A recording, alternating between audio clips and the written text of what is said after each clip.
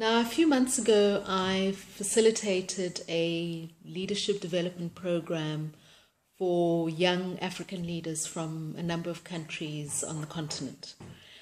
And the participants on this course were really fantastic young leaders, highly educated, really already accomplished as young leaders in their respective countries, the kinds of people who in 10, 20 years' time will be cabinet ministers, even presidents, leaders of international organizations, and so on. So really, really impressive young people. And on one of the days of the program, I led a structured networking session. The idea being that they start to collaborate and form linkages that they could then continue outside of the program. And the session went very well. You know, they were sharing case studies and experiences and starting to see how they could work together in the future. And the energy in the room was very, very high.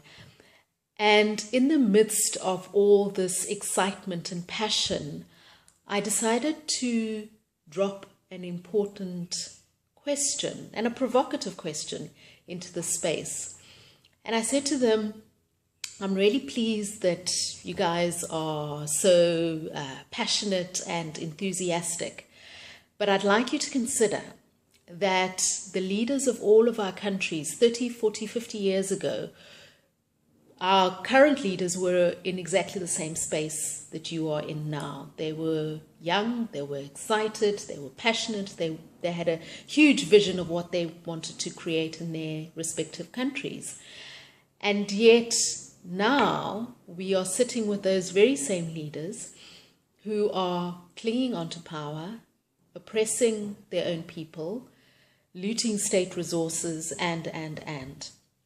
So I said to these young leaders, what's to stop any of you in this room rotting, turning into dictators, oppressive leaders, corrupt officials?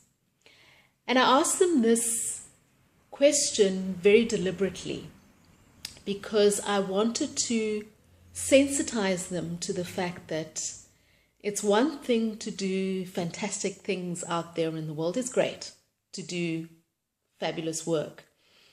But if you are not taking care of what's going on inside of you, if you're not paying attention to your inner journey, then it can easily be that you find yourself losing your way somewhere down the line.